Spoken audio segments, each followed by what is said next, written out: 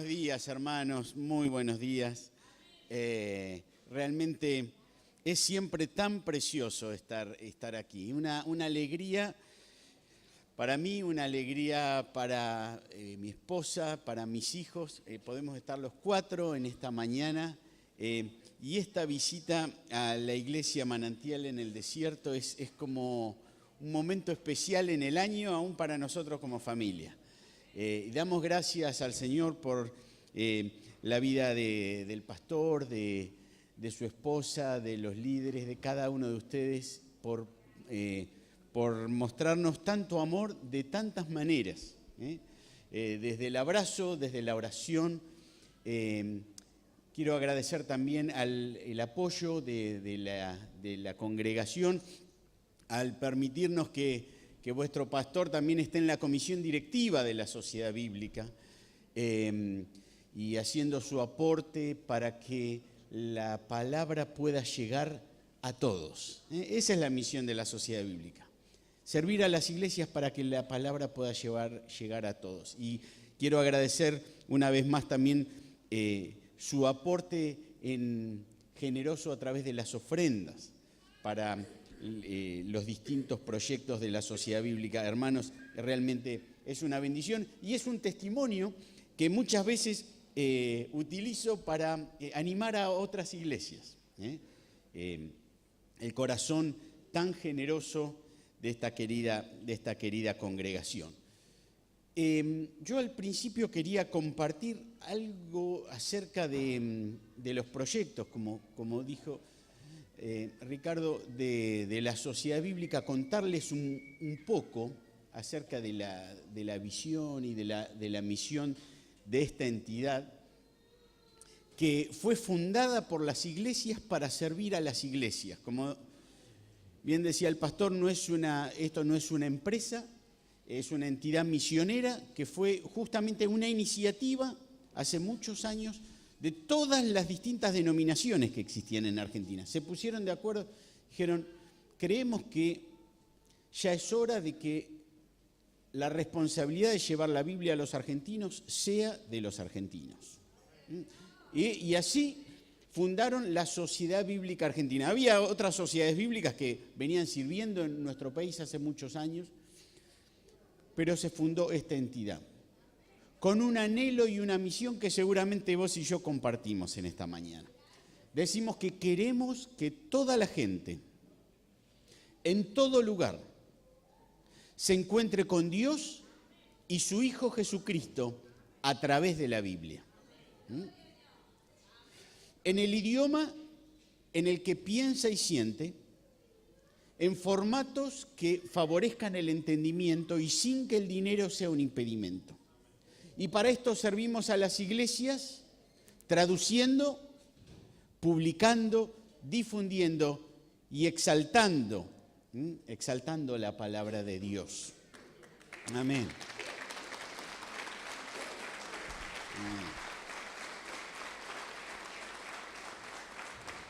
Si vamos al siguiente podemos explicar un poquito más. Hablamos de que tenemos distintos objetivos de misión. Y tal vez el primer objetivo es que la palabra esté disponible. Uno dice, bueno, sí, pero la verdad que yo puedo ir a una librería o aquí en la iglesia, allí al fondo yo puedo conseguir una Biblia. Hoy en día se consigue a través de muchos lugares. Sí, pero hay muchas personas en el mundo y en nuestro país que todavía no tienen la Biblia en su propio idioma, en la lengua de su corazón. Muchas personas que si bien hablan castellano, bueno, pero esa no es su lengua materna, es un segundo idioma, es un idioma aprendido, pero no es su idioma central. Por eso la Sociedad Bíblica, una de las tareas fundamentales es que esa palabra esté disponible a cada persona en su primera lengua, el idioma de su corazón. Y por eso la traducción, muchas traducciones que se han hecho en Argentina, desde el Huichí, el Tobacom, el Chorote, el Pilagá, el Quichua santiagueño y otros, es una tarea que hoy sigue. Hoy estamos con Antiguo Testamento en Toba del Oeste. Justamente la semana pasada estuvieron nuestros hermanos tobas reunidos en Salta para coordinar todo el trabajo de traducción. Un trabajo largo, arduo, muchos años, mucho esfuerzo, no exento de dificultades. Oremos por nuestros traductores tobas. Ellos son tobas, viven en las comunidades. La mayoría de ellos vivía en el Churcal, y digo vivía porque han sufrido tremendas inundaciones en este año, en el verano de este año. Han perdido sus casas, han perdido todo. Y bueno, ahora están viendo cómo continuar la tarea desde otro lugar. Se han tenido que movilizar, y también la Sociedad Bíblica está tratando de movilizar recursos y ayuda para nuestros hermanos que puedan seguir con esta tarea tan preciosa. Así que oramos y trabajamos para que la Biblia esté disponible a cada persona en el idioma de su corazón. Pero no solo los idiomas así hablados, sino otro proyecto en el que estamos trabajando ahora es la traducción de la Biblia a la lengua de señas, que es un verdadero idioma y un idioma bien difícil de traducir. Les puedo asegurar, esta semana recibía el informe del consultor de traducción. Qué complicado, porque no es solo un idioma hablado, sino que incluye como cierta actuación, con lo cual hay que entender muy bien el tema para poder traducirlo correctamente.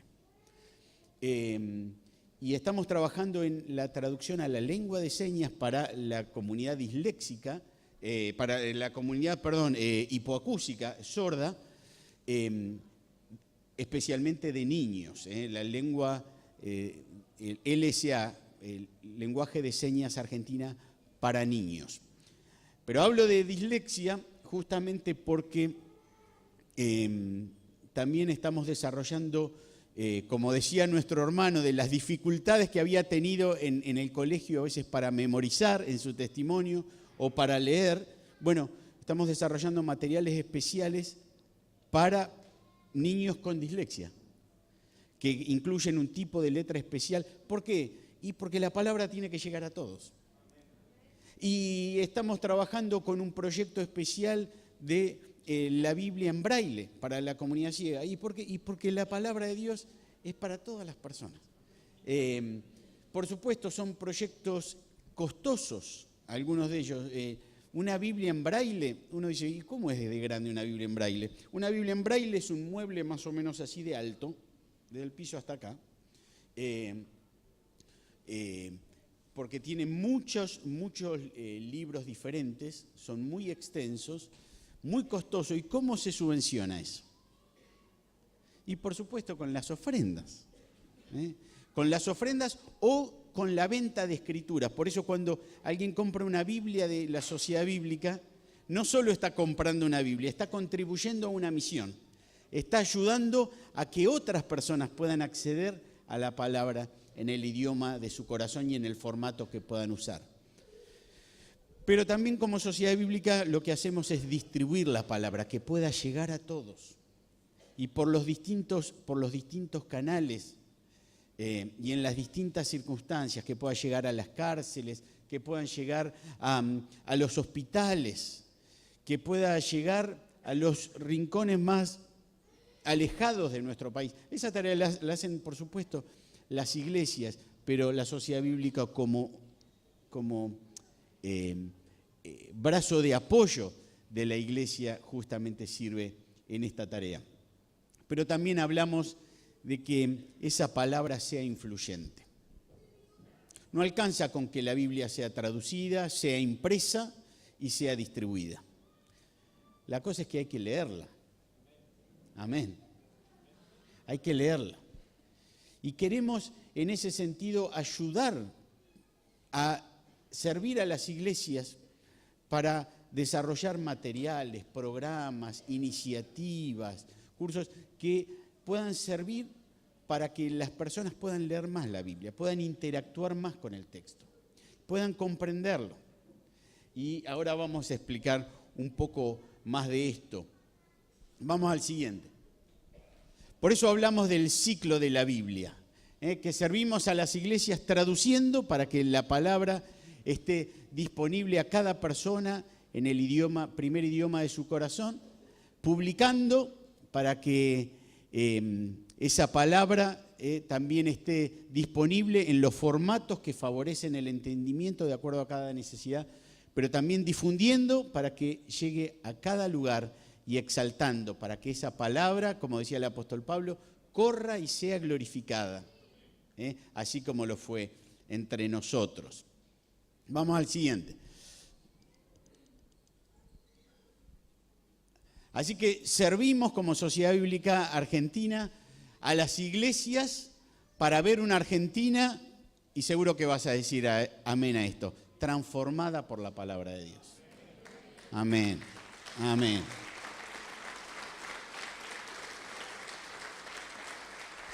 ¿Cuánto necesita nuestra querida Argentina de la palabra de Dios? ¿Cuánto necesita?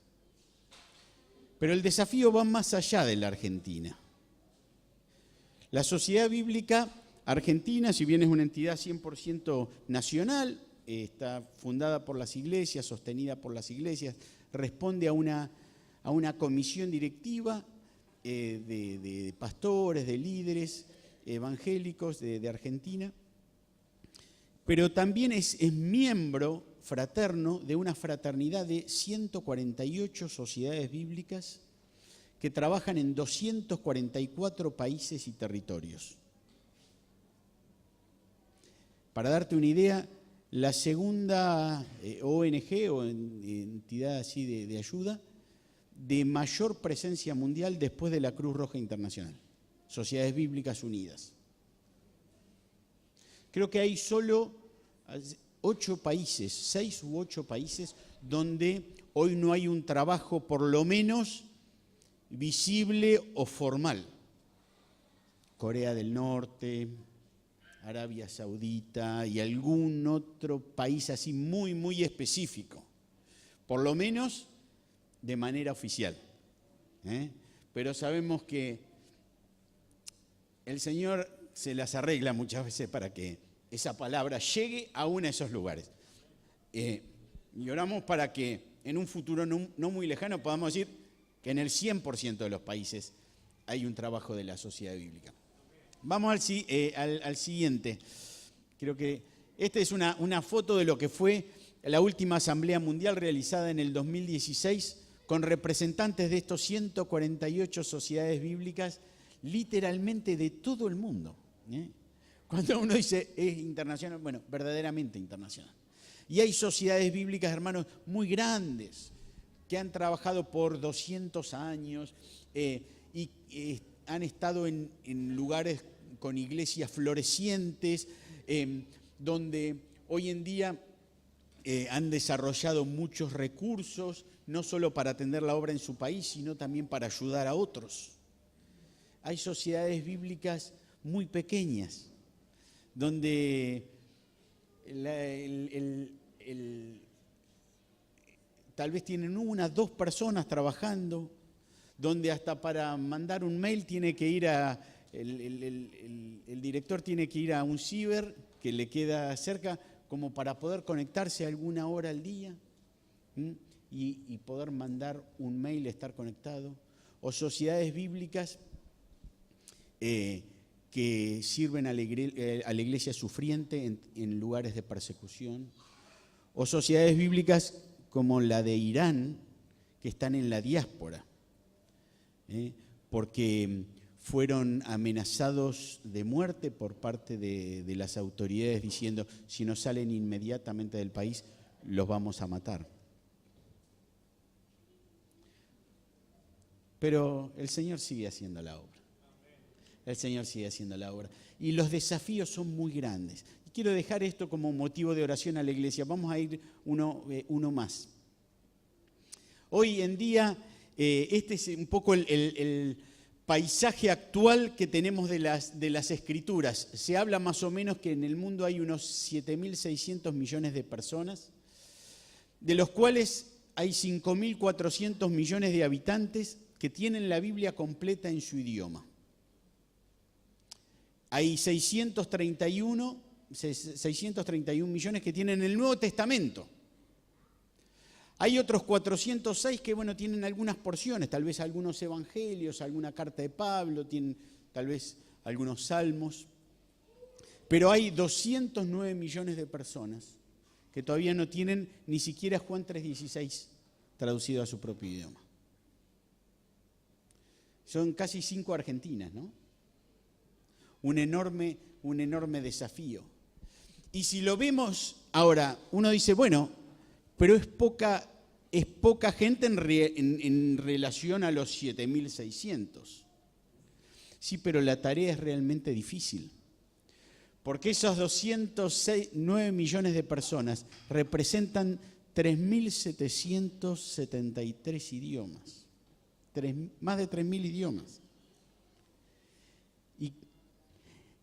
Y lo hermoso de esto es que en estos últimos años diversas agencias bíblicas, Sociedades Bíblicas Unidas, hay otra que se llama Bíblica, otra que se llama la Liga Bíblica, Wycliffe, que trabajan mucho también en el área de misiones, SIL, el Instituto Lingüístico de Verano, y otras organizaciones, se han puesto de acuerdo para desarrollar un proyecto que tiene como propósito reducir en los próximos 15 años un 50% la pobreza bíblica.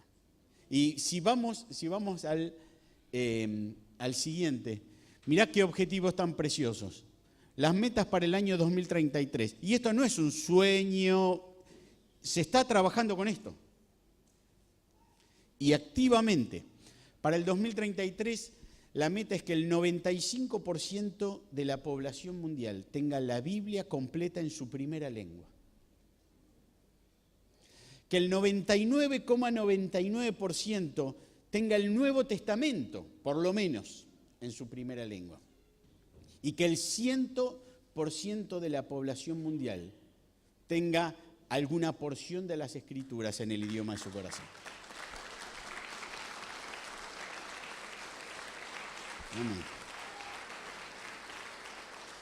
Hermanos, esta es una tarea fenomenal. O sea, ¿se imaginan la cantidad de recursos económicos, recursos de conocimientos logísticos, de preparación, de capacitación que esto exige? Bueno, seguramente esto está, hermanos, en el corazón de Dios. Él mandó a su iglesia a predicar el evangelio a toda criatura, a todas las naciones, dice allí en Mateo 28. Y Él quiere que cada persona pueda escuchar el mensaje en el idioma de su corazón. Eso es lo que ocurrió en Pentecostés, donde cada uno escuchaba predicar las maravillas de Dios en su propio idioma. Es un milagro que el Señor hizo en Pentecostés. Y lo ha seguido haciendo en algunos casos puntuales de la historia. Pero la responsabilidad hoy de la iglesia es la de traducir. Es la de llevar ese mensaje a las distintas culturas, las distintas naciones, pueblos, etnias del mundo, para que puedan conocer el maravilloso mensaje del Evangelio. Y yo me pregunto en este tiempo, bueno, ¿cuál va a ser el rol de la iglesia argentina en este desafío mundial? Porque una parte vamos a tener, sin lugar a dudas, para que estemos orando. Les dejo la inquietud.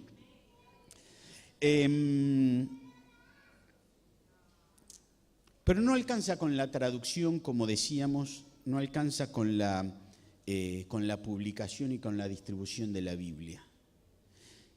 El Señor nos permitió tener al final a mediados del mes de noviembre del año pasado, el Congreso Internacional de la Biblia. Un hermoso evento allí en el CCK, para exaltar la palabra de Dios justamente en lo que era el marco de los 500 años de la Reforma que se celebró el año pasado, ¿no es cierto? Y al terminar ese congreso, presentamos algunos desafíos que tenían que ver con cómo manifestar la centralidad de la Biblia en la vida y la misión de la Iglesia. Y nosotros como sociedad bíblica queremos, servidores, simples siervos de las iglesias, queremos ayudar proveyendo recursos, iniciativas, programas, materiales, eventos que puedan ayudar no solo a que la Biblia esté traducida y que esté en cada lugar, sino que pueda ser central en las vidas, en las familias, en las comunidades, en cada una de las iglesias.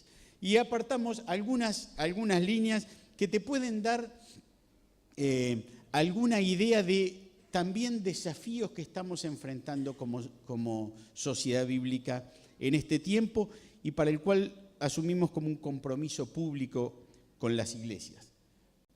¿Vamos al siguiente? Al otro. Habíamos hablado de la Biblia en el centro, Cristo en el centro, porque uno de los temas centrales en este congreso fue la centralidad de la Biblia en la vida y la misión de la Iglesia. Y habíamos establecido un objetivo en 3 partes, diciendo que queríamos reafirmar la centralidad de la Biblia en la vida y misión de la Iglesia. En segundo lugar, reafirmar la centralidad de Cristo en la Biblia. Porque la Biblia es un libro acerca de Cristo. Y tercero, reafirmar la verdad de que si Cristo es el centro de las Escrituras, cuando la Biblia está en el centro, Cristo está en el centro. Cristo está en el centro. Amén. Se trata de Cristo. No se trata simplemente de un libro. Se trata del Señor. Ahora, algunas de las iniciativas y de las propuestas en que estamos comenzando a trabajar como sociedad bíblica. Por ejemplo, apartar un tiempo en todos nuestros cultos para la lectura pública de las Escrituras. Qué importante que la palabra puede estar presente en cada culto. Yo me gozaba ya desde que entramos aquí, ha habido lectura de un pasaje y de otro.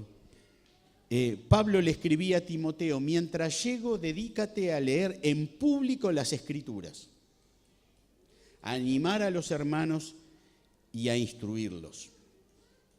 En segundo lugar, promover la predicación expositiva de la Biblia, pero no tanto como método homilético, o sea, de predicación, hay muchos métodos, sino partiendo de, bueno, pero ¿qué dice el texto? Y yo celebro, aquí estaban los niños en el tiempo de las ofrendas, iniciativas como el Seminario Bíblico de Fe y tantos otros que han estado ayudando a las iglesias, ayudando a los pastores en tiempos de crecimiento de la iglesia, cómo poder predicar mejor la palabra de Dios, cómo poder ser más fieles a lo que el Señor ha querido decir a su iglesia. En tercer lugar, fomentar la memorización bíblica. La memorización bíblica. Hay muchos siervos de Dios que dicen que la memorización bíblica es tal vez una de las disciplinas espirituales más importantes en la vida del cristiano. A veces nosotros decimos, bueno, sí, eso es para los niños de la escuela dominical. Yo te animo, mi hermano, a pensar, aún si sos grande, si estás en la tercera edad. Hoy se hacen estos talleres de memorización, de las terapistas ocupacionales para la tercera edad, ¿no? De recordar muchas cosas. Qué bueno que puedas tomar la práctica, la disciplina de memorizar las Escrituras. Eso va a bendecir tu vida. En cuarto lugar, ayudar a las nuevas generaciones a desarrollar una cosmovisión bíblica.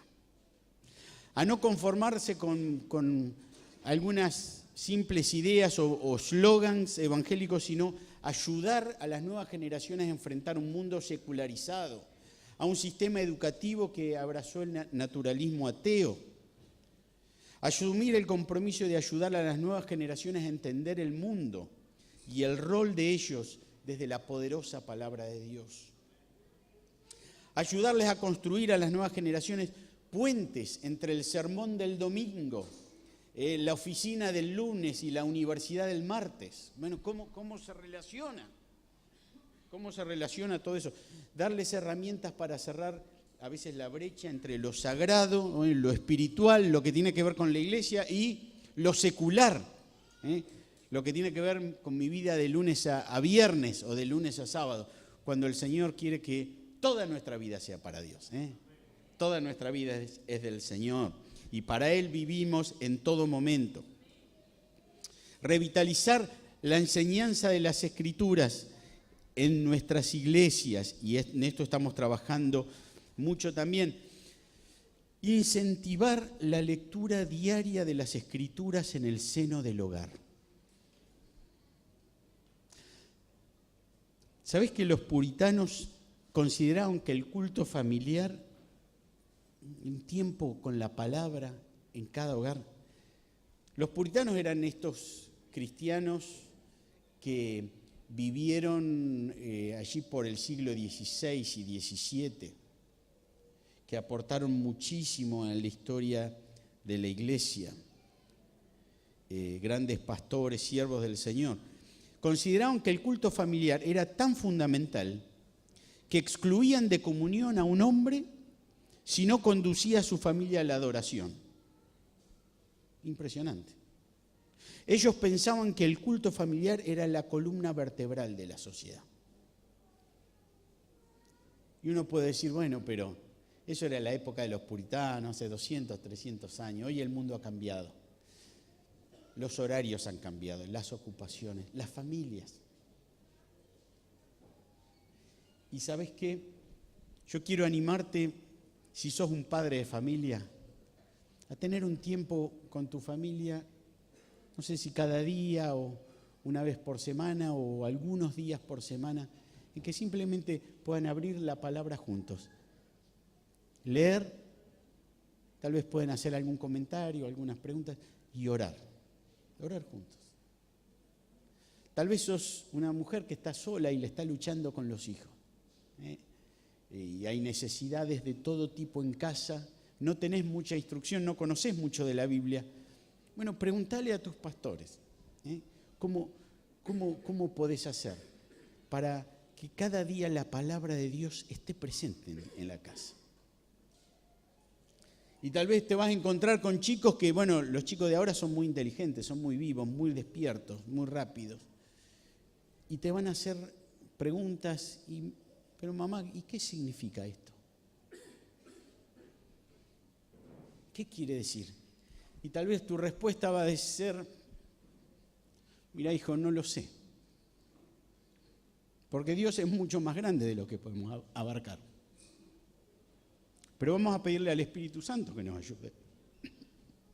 Y el domingo le vamos a preguntar al pastor. Y el pastor va a estar encantado de poder responder esa pregunta.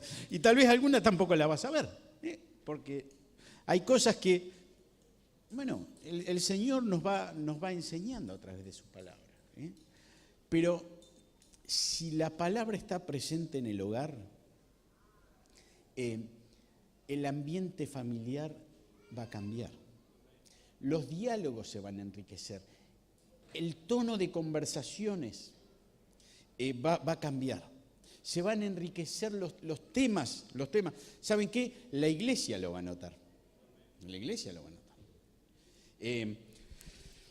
Va a haber una atmósfera de adoración, de confesión, un clima de comunión que va a revolucionar las familias y será un testimonio para los que no conocen al Señor. Y por supuesto, no queremos simplemente leer la Biblia, memorizarla, estudiarla, sino que manifestar el poder de esa palabra en la vida diaria y en la vida pública, hacia afuera, todos los días de la semana, transformando cada área de nuestras vidas, venciendo el pecado y amando y sirviendo al prójimo de una manera sacrificial. Así que, hermanos, la tarea bíblica va más allá de la traducción, ¿te das cuenta? Y todo esto hace a lo que le llamamos el ciclo de la Biblia. Y nosotros como Sociedad Bíblica somos simples siervos de las iglesias. Queremos ayudar en esto, proponiendo iniciativas, programas y todo esto. Yo hoy a la mañana estaba viendo qué rica que es esta congregación. Hermanos, ustedes son ricos. Son ricos, sí. Uno puede decir, bueno, mire, rico no soy y después de la devaluación del jueves soy menos. Pero ¿saben qué? La palabra dice, herencia de Jehová son los hijos. Y yo me gozaba de ver niños, adolescentes, jóvenes, tantas personas, tantos representantes de las nuevas generaciones. Es una riqueza fenomenal. ¿Qué más quiere una iglesia que ver eso? Y en esta mañana seguramente hay muchos padres, hay muchas madres, pero también hay tíos, hay abuelos, hay maestros de niños, hay líderes de adolescentes, de jóvenes, hay pastores y diáconos, seguramente hermanos que han estado desde los inicios de esta congregación, verdaderos pioneros de la obra aquí.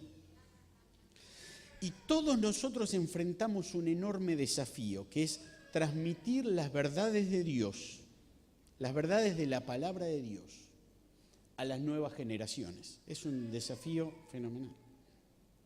Queremos darles a nuestros niños, a nuestros adolescentes, a nuestros jóvenes, una visión grande de Dios y de su palabra. Pero al mismo tiempo vemos una sociedad que se cae a pedazos, que ha perdido totalmente el rumbo, que se quedó sin los mínimos valores. Creo que toda la discusión sobre el aborto puso al descubierto una realidad que muchos de nosotros no veíamos tan claramente. Nuestra sociedad está mucho peor de lo que pensábamos, mucho peor. Así que el desafío es grande. Así que, querido Padre cristiano, tal vez hace poco tiempo que conoces al Señor y tenés el anhelo de que tus hijos conozcan a Cristo. Querida madre, tal vez estás derramando lágrimas delante del Señor para que el Señor los guarde del maligno. Querido maestro, líder de niños, de jóvenes, adolescentes, tal vez estás en este lugar porque compartís este anhelo que decíamos recién, que todos puedan encontrarse con Dios y su Hijo Jesucristo a través de la Biblia. Pero el desafío que enfrentamos es cómo transmitir a las nuevas generaciones una visión grande de Dios y de su palabra. Y ahí estamos todos. ¿Cómo podemos transmitir esta visión grande de Dios y de su palabra? En primer lugar, ¿de qué hablamos cuando decimos transmitir una visión grande de Dios? Bueno, la Biblia utiliza algunas palabras para esto, como por ejemplo glorificar o magnificar. Glorificar a Dios no significa agregar más gloria a Dios. Dios ya es glorioso en sí mismo, nosotros no le agregamos más gloria. Y magnificar tampoco significa hacer más grande a Dios. Él ya es grande. Magnificar sería algo así como engrandecer, hacer que Dios se vea grande. Ahora, hay dos maneras de magnificar o de engrandecer, o de hacer que algo se vea grande. ¿Sabes cuáles son esas dos maneras? Una es con un microscopio y la otra es con un telescopio. Cuando magnificamos, cuando agrandamos con un microscopio, ¿qué hacemos? Bueno, que algo muy pequeño se vea más grande de lo que es realmente. ¿Sí? Una célula ahí en el laboratorio que se pone en el microscopio y se pueden identificar las diferentes partes de la célula. Algo infinitamente pequeño, hacemos que se vea más grande. Pero cuando magnificamos con un telescopio, y miramos de repente una estrella o un planeta, hacemos que algo que es infinitamente grande, como un planeta o una gran estrella, se vea más parecido a como es realmente. Nosotros lo vemos muy chiquito, pero no es chiquito, es enorme. Así que aplicar el sentido del microscopio a Dios es blasfemia. Pero aplicar el sentido del telescopio es adoración. Es adoración. Así que cuando hablamos de dar a nuestros niños y jóvenes una visión grande de Dios, lo que estamos diciendo es acercarles un telescopio que les permita ver a Dios infinitamente grande, más parecido a quien realmente es. De eso estamos hablando. Salmo 127. Te invito a abrir tus Biblias, Salmo 127, para leer solamente 3 versículos allí, después vamos a ir a otro salmo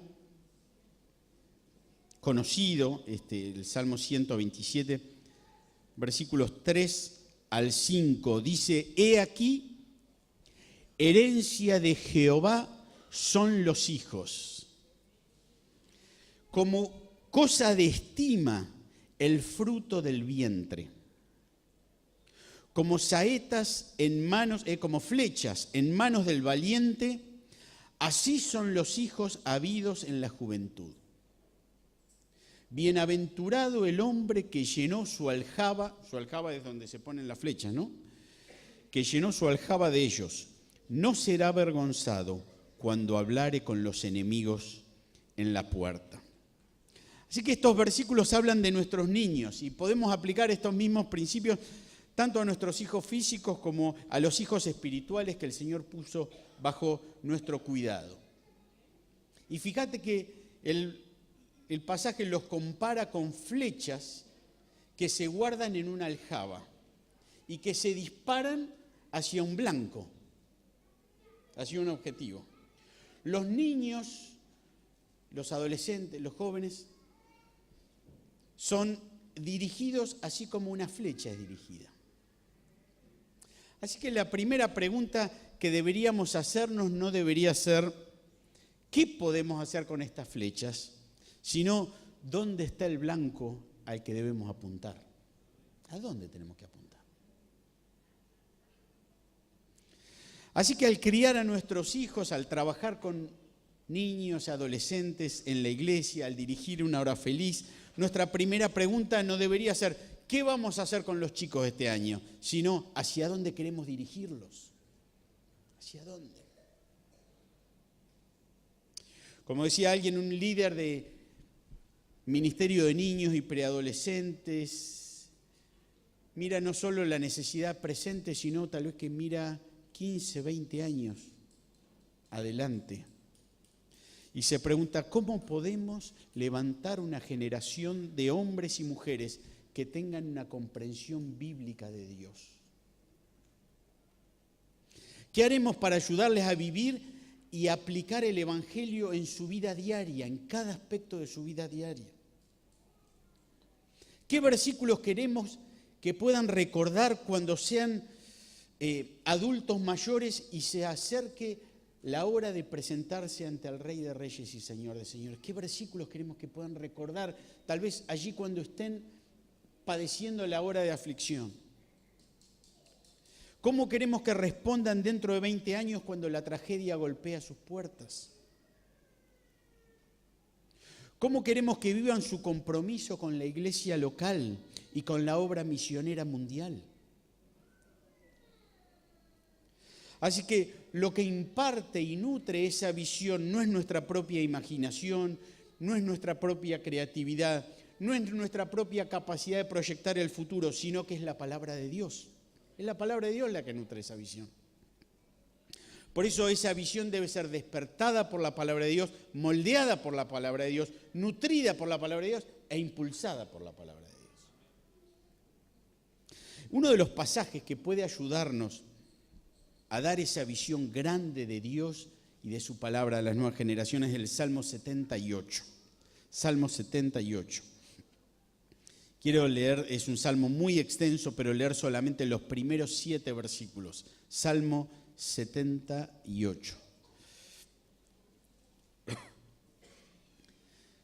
Dice el salmista Asaf: escucha, pueblo mío, mi ley. Inclinad vuestro oído a las palabras de mi boca. Abriré mi boca en proverbios. Hablaré cosas escondidas desde tiempos antiguos, las cuales hemos oído y entendido, que nuestros padres nos las contaron. No las encubriremos a sus hijos, contando a la generación venidera las alabanzas de Jehová, y su potencia, y las maravillas que hizo. Él estableció testimonio en Jacob. En Jacob significa en su pueblo, en el pueblo de Dios. Y puso ley en Israel, la cual mandó a nuestros padres que la notificasen a sus hijos, para que lo sepa la generación venidera y los niños que nacerán, y los que se levantarán lo cuenten a sus hijos, a fin de que pongan en Dios su confianza y no se olviden de las obras de Dios, que guarden sus mandamientos. Fíjate, al salmista es como que se le ha confiado una visión y fue su llamado transmitir esa visión de Dios a las nuevas generaciones. Y es un proceso continuo. Fíjate lo que dice en el versículo 5 y 6. Dios mandó a nuestros padres que la notificasen a sus hijos, para que lo sepa la generación venidera y los hijos que nacerán, y los que se levantarán lo cuenten a sus hijos. O sea, es algo progresivo, algo que continúa. Una visión que se va transmitiendo de generación en generación.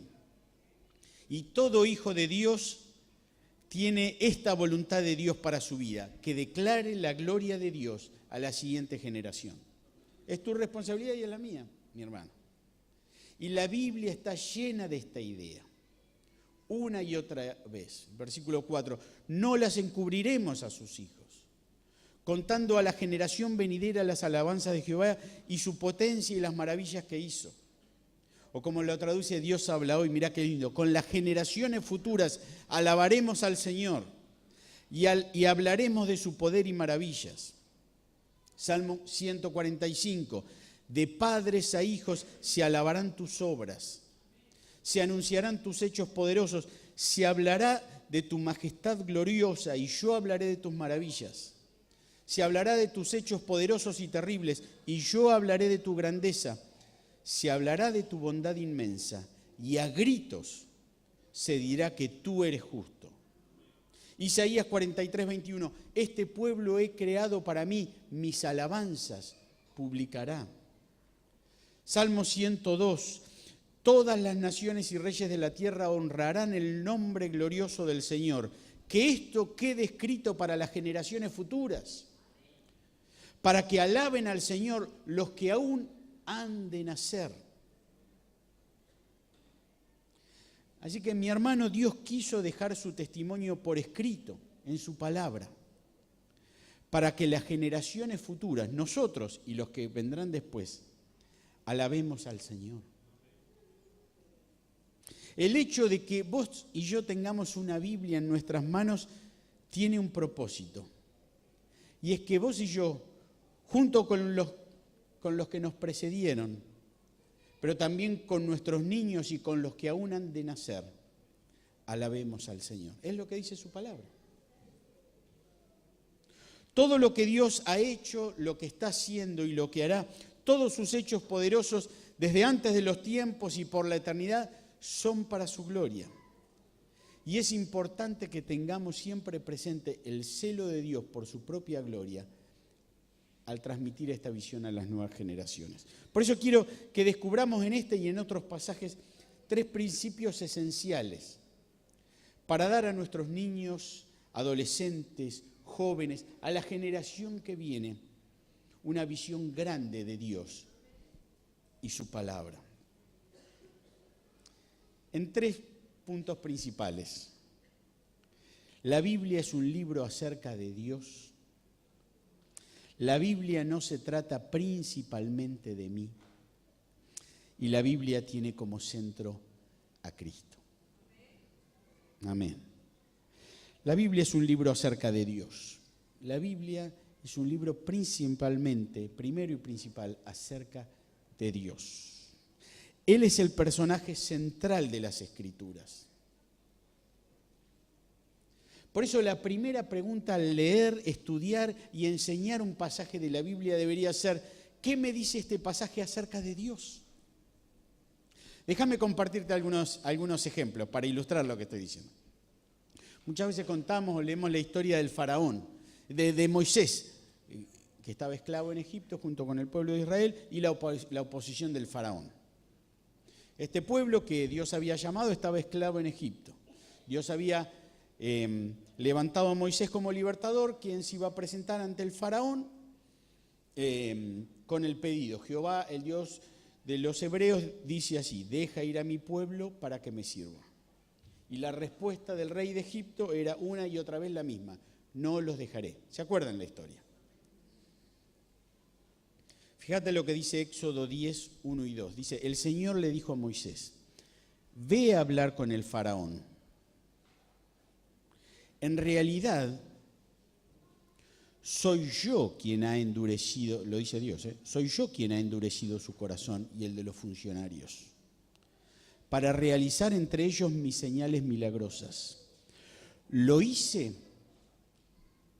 para que puedas contarle a tus hijos y a tus nietos la dureza con que traté a los egipcios y las señales que realicé entre ellos. Así sabrán que yo soy el Señor. Así que el faraón no era el personaje principal de esta historia. Moisés tampoco era el personaje principal de la historia. ¿Te diste cuenta? Dios estaba trabajando. Es más, en Éxodo 9:16, Dios se lo dice directamente a Faraón por boca de Moisés. Dice: a la verdad yo te he puesto para mostrar en ti mi poder y para que mi nombre sea anunciado en toda la tierra. Dios estaba trabajando. Él era el personaje principal de esta historia. Todos conocemos bien la historia de David. Unos 400 años más tarde, de esto que acabamos de relatar, los filisteos se habían juntado para la guerra contra Israel. Y tenían un hombre muy grande y muy armado llamado Goliat, que desafiaba a los guerreros de Israel para que le hagan frente burlándose de su Dios. Hasta que aparece este muchachito de nombre David. Y este muchachito, con una honda y 5 piedritas, pero con el poder de Dios de su lado, termina derrotando al gigante y venciendo a los filisteos. Esta es la historia como la conocemos, muchas veces la contamos también a los niños. Pero ¿cuál era el propósito de todo esto? Bueno, David mismo se lo dice en el relato de 1 Samuel 17, versículo 46, y se lo dice a Goliat. Dice: Jehová te entregará hoy en mi mano, y yo te venceré. ¿Y qué? Y toda la tierra sabrá que hay Dios en Israel. De nuevo el personaje central, ¿quién era? Dios. Quien lo iba a entregar en su mano y quien iba a ser su nombre conocido en toda la tierra. Todos conocemos la historia de Daniel en el capítulo 6 de su mismo libro. Daniel persiste en orar a Dios cuando justamente el rey lo había prohibido. Sus enemigos lo acusan delante de la autoridad y finalmente es echado en el foso de los leones. Pero pasó toda la noche y cuando el rey se levanta temprano, va corriendo al foso, ve que Dios cerró la boca de los leones y se alegra por Daniel. Ahora, ¿termina ahí la historia? No, a veces la terminamos ahí. Pero fíjate lo que dice el final de la historia, en ese mismo capítulo 6. Entonces el rey Darío escribió a todos los pueblos, naciones y lenguas que habitaban en toda la tierra: paz os sea multiplicada. De parte mía es puesta esta ordenanza, que en todo el dominio de mi reino todos teman y tiemblen ante la presencia de ¿quién? Del Dios de Daniel. Porque Él es el Dios viviente y permanece por todos los siglos, y su reino no será jamás destruido y su dominio perdurará hasta el fin. Él salva y libra y hace señales y maravillas en el cielo y en la tierra. Él ha librado a Daniel del poder de los leones. Amén. Podríamos citar muchísimos ejemplos más. Después en tu casa podés buscar más pasajes y esto lo vas a comprobar, que no es simplemente una idea que yo te estoy compartiendo en esta mañana, que muestran cómo Dios es el personaje central, quien guía el curso de la historia, quien da victorias a su pueblo y hace todas las cosas para su propia gloria. Mira, seguramente no podrás recordar, porque esta mañana estoy hablando mucho y de muchas cosas diferentes. No podrás recordar todo lo que digamos, pero si pudiera quedar esta idea en tu mente y en tu corazón grabada, gloria a Dios por eso. La Biblia es un libro acerca de Dios. Es un libro acerca de Dios. Dios es el personaje principal en todas las historias. No es Abraham, no es David, no es Daniel, no es ningún otro. Si anhelamos que las nuevas generaciones vean a Dios como glorioso, debemos darles una comprensión de las verdades bíblicas, de las historias bíblicas, centradas en Dios, que pongan a Dios en el centro. Quiera el Señor levantar una generación de niños, adolescentes y jóvenes que puedan leer sus Biblias y descubrir que la gloria de Dios es la tinta que impregna todas sus páginas. Toda la Escritura nos habla de un Dios poderoso, amante y glorioso. Así que la Biblia no es solamente un libro de lecciones morales. Sí, por supuesto, la Biblia nos enseña cómo debemos vivir de una manera que agrada a Dios.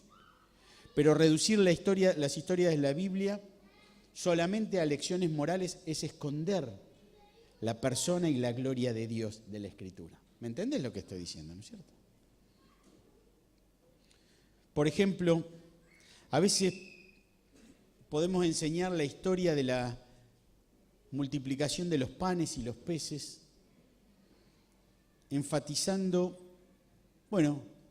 el niño, lo que hizo el niño, la importancia de compartir nuestra merienda con otros. Porque este niño tenía 5 panes y 2 peces y los compartió con otros. Por supuesto que es importante aprender a compartir, claro, pero ¿es esa la lección principal? Mi hermano, el milagro no se trata de un niño que estuvo dispuesto a compartir, sino de un Salvador que es capaz de satisfacer todas las necesidades del hombre. De eso se trata. ¿Cómo termina la historia? ¿Qué dice la gente? Qué bien este chico, che, ¿cómo ahí sacó de su canastita lo que tenía y compartió? No. La historia termina así, dice, la gente dijo de Jesús, este verdaderamente es el profeta que había de venir al mundo. Ese es el final de la historia. Así que ante cada historia que le contemos a nuestros niños debemos preguntarnos qué dice acerca de Dios. ¿Se trata simplemente de una historia de principios morales o de una persona con mayúsculas que es digna de admirar, de adorar, de imitar?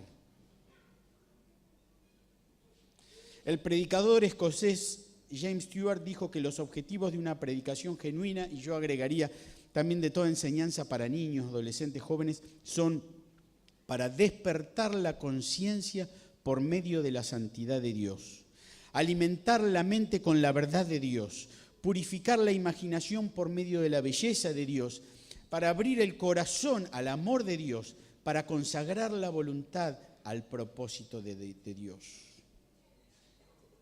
Y de esta manera, cuando nos toque tratar en nuestras clases las cosas ordinarias de la vida, la familia, la amistad, el abuso, el aborto, todo esto no sea solo considerado, sino también traído a la misma presencia de Dios.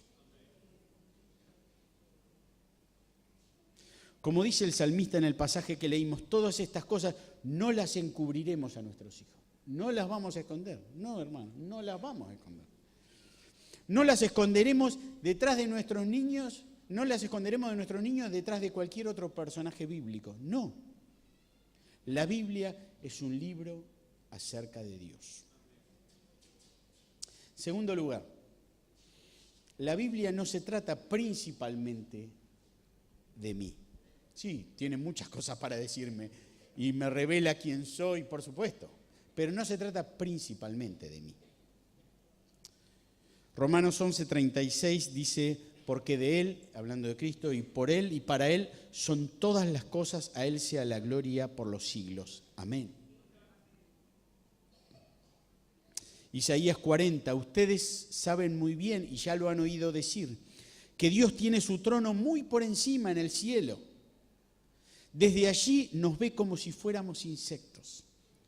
Dios extiende el cielo como un toldo, lo levanta como una carpa para vivir en ella. Nuestro santo Dios afirma, con nadie me pueden comparar, nadie puede igualarse a mí. Colosenses 1, lo conoces bien, Él es la imagen del Dios invisible, el primogénito de toda creación. Porque en Él fueron creadas todas las cosas, las que hay en los cielos y las que hay en la tierra, visibles e invisibles, sean tronos, sean dominios, sean principados, sean potestades. Todo fue hecho por medio de Él. Y Él es antes, y para Él, y Él es antes de todas las cosas, y todas las cosas en Él subsisten. Todo el universo existe para la gloria de Dios. Dios no existe para nosotros. Nosotros existimos para exaltarlo a Él. Pero vivimos en un universo centrado en sí mismo, ¿o no?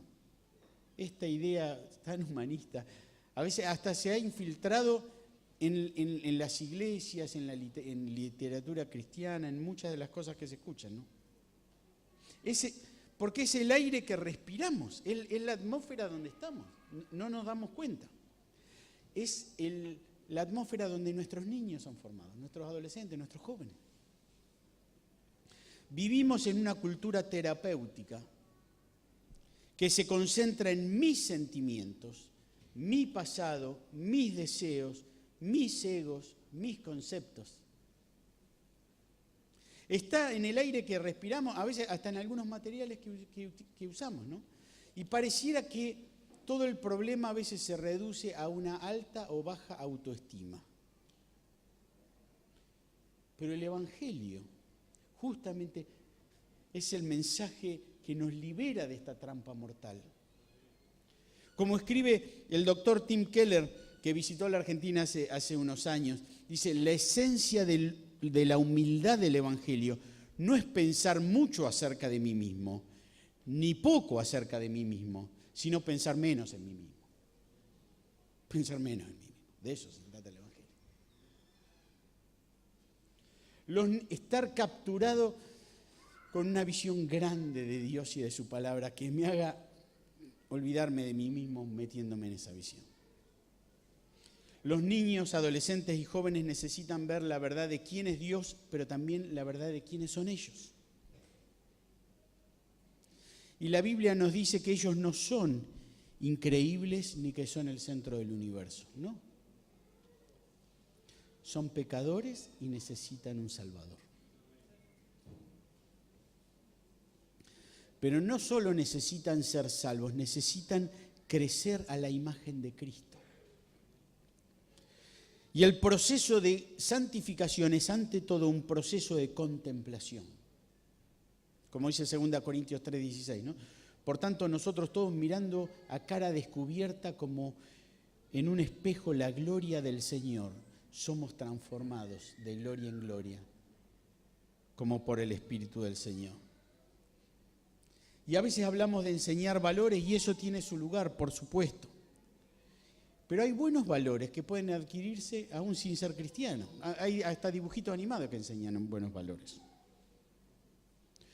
Pero nuestro rol es más elevado, no es menos, pero es más que enseñar valores. Es llevar a nuestros niños, adolescentes y jóvenes a tener una relación personal con Dios. a conocerle, a admirarle, a amarle, a imitarle. No las vamos a esconder de nuestros hijos, dice el salmista. No las vamos a esconder. Una de las maneras de esconderlas es, como vimos recién, exaltando al personaje de la Biblia por sobre la persona de Dios.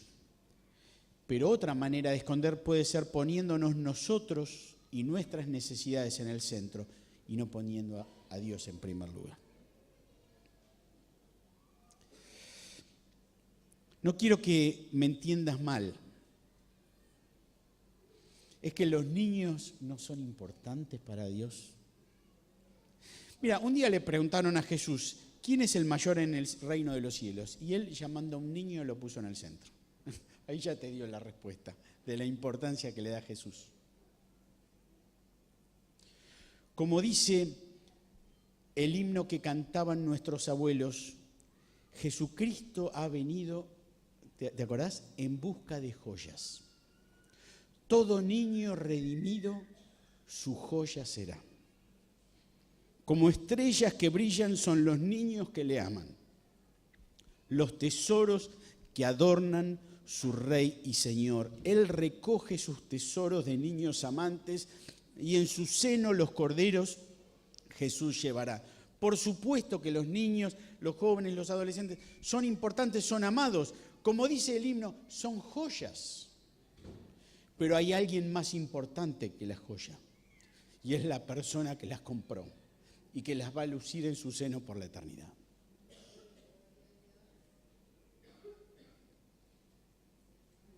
Enseñar la Biblia con un énfasis fuera de lugar puede distorsionar el mensaje y esconder la verdad. Si queremos dar a nuestros niños y adolescentes una visión grande de Dios y de su palabra, mostrémosle que la Biblia es un libro acerca de Dios y no principalmente acerca de ellos. Pero finalmente la Biblia tiene como centro a Cristo. A Cristo. Timoteo había sido formado en la palabra de Dios por su abuela Loida y por su madre Eunice. Y Pablo le escribe diciendo a Timoteo, dice, desde la niñez has sabido las Sagradas Escrituras. Porque ellas te habían enseñado en la Biblia, el Antiguo Testamento, que es lo que estaba en ese momento, ¿no? Las Sagradas Escrituras, las cuales te pueden hacer sabio para la salvación por la fe en Cristo Jesús. O sea, el Antiguo Testamento tenía como propósito hacer sabio a Timoteo para la fe en Cristo Jesús. El propósito principal de la Biblia no es decirle a nuestros niños, adolescentes, jóvenes, a las nuevas generaciones, cómo deben vivir, sino guiarlos a una persona, al Señor Jesús.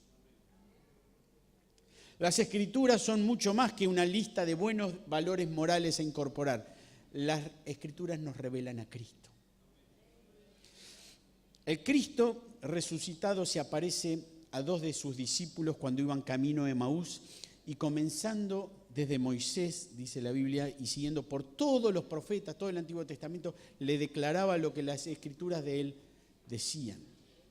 Y unos versículos más adelante, Jesús resucitado se aparece a todos los discípulos y les dice, era necesario que se cumpliese todo lo que está escrito de mí en la ley de Moisés, de nuevo en el Antiguo Testamento, en los profetas y en los salmos. Y entonces les abrió el entendimiento para que comprendiesen las Escrituras. Y 40 días después de que Cristo asciende a los cielos, el Espíritu Santo viene sobre todos los discípulos que estaban reunidos en el aposento alto y aquellos que iban a enseñar las maravillas de Dios a las nuevas generaciones, que llega hasta nosotros. Y Pedro comienza a predicar a Cristo, ¿desde dónde? Desde el profeta Joel y desde los salmos. Porque el Espíritu Santo les mostró a aquellos primeros maestros de la Biblia que la Biblia tiene como centro a Cristo, a Cristo. El reformador Juan Calvino escribió, mirá qué lindo esto, Cristo es Isaac, el amado del Padre, quien fue ofrecido como sacrificio, pero no sucumbió ante el poder de la muerte. Cristo es Jacob, el pastor atento, quien cuida con amor a las ovejas que protege. Cristo es José, el hermano bueno y compasivo, quien en su gloria no se avergonzó de reconocer a sus hermanos, por más despreciable y vil que fuera lo que habían hecho. Él es el sacerdote y obispo Melquisedec, quien ha ofrecido un sacrificio eterno de una vez por todas. Cristo es el soberano legislador Moisés, quien escribió su ley en las tablas de nuestros corazones mediante su Espíritu. Él es Josué, el fiel capitán y guía, quien nos muestra el camino a la tierra prometida. Él es el victorioso y noble rey David, quien subyugó con su poder todo poder rebelde. Es el glorioso y triunfante rey Salomón, quien gobernó su reino en paz y prosperidad. Él es el fuerte y poderoso Sansón, quien por su muerte aplastó a todos sus enemigos. Mi hermano, la Biblia tiene como centro a Cristo. Qué hermoso que podamos pedirle al Espíritu Santo: Señor, abrí mis ojos para ver no solo las maravillas de tu ley, para que pueda descubrir la hermosura de Cristo en todas sus páginas. Mi querido hermano, Dios puso niños preciosos bajo tu cuidado, o adolescentes, o jóvenes. Pueden ser tus hijos, pueden ser tus alumnos, pueden ser tus sobrinos, tus nietos, o chicos amiguitos. Tal vez chicos que el Señor puso en una hora feliz, en una clase de escuela dominical. Tu tarea es acercarles el telescopio de la palabra de Dios, para que puedan ver cómo el Dios grande y poderoso que realmente es, y la grandeza de su amor para con ellos en Cristo. Pero hay cosas que no podés hacer. Nuestro telescopio siempre va a ser limitado. Por eso tu tarea y la mía debe ir acompañada de la oración de Pablo por los Efesios. Señor, que Cristo habite por la fe en los corazones de los hijos y de los niños que me diste, para que arraigados y cimentados en amor sean plenamente capaces de comprender con todos los santos cuál sea la anchura, la longitud, la profundidad y la altura, y de conocer el amor de Cristo que excede a todo conocimiento, que excede el alcance de mi propio telescopio, para que sean llenos de toda la plenitud de Dios. Y aquel que es poderoso para hacer todas las cosas mucho más abundantemente de lo que pedimos o entendemos, según el poder que actúa en nosotros. A Él sea la gloria en la Iglesia, en Cristo Jesús, por todas las edades, por los siglos de los siglos. Amén.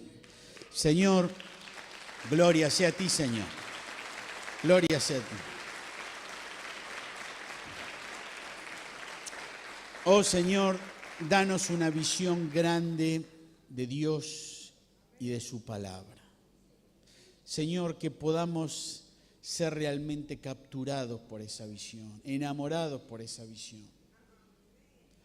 Señor, ayúdanos a transmitir esa visión de un Dios grande, de un Dios presente, de un Dios amoroso, de un Dios soberano, poderoso, de un Dios que involucra toda la vida, que está presente no solo en el culto del domingo, sino que en mi mesa del lunes, en mi oficina, en mi máquina, en el trabajo, en la escuela, en la universidad, en el barrio, en el almacén.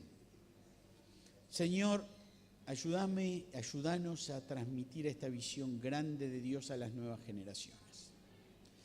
Señor, que no las ocultemos de nuestros hijos, que podamos recordar y comprender que la Biblia se trata principalmente acerca de Dios. Es el libro a través del cual Dios se ha dado a conocer.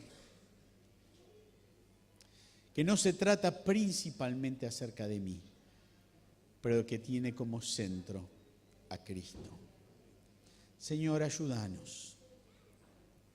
Danos una visión grande de Dios. Ayúdanos a que tu palabra esté presente en nuestro hogar cada día. Hay tantas cosas que atentan contra esto. Los horarios de la vida actual, los medios, las comunicaciones, el televisor, los celulares, tantas cosas, Señor. Pero que tú seas central en cada hogar. Ayuda a las familias completas, ayuda a las madres o a los padres que están solos a guiar a sus hijos en tus caminos. Y bendice a las nuevas generaciones, Señor. En medio de esta Argentina que está tan desintegrada en lo moral, como hablábamos al principio, levanta una nueva generación de hombres y mujeres que tengan una visión grande de Dios, Señor, una visión de fe, una visión grande de Cristo y que puedan anunciar con toda claridad el mensaje del Evangelio a todas las naciones. Oramos, Señor, con gratitud, en el nombre de Jesús. Amén.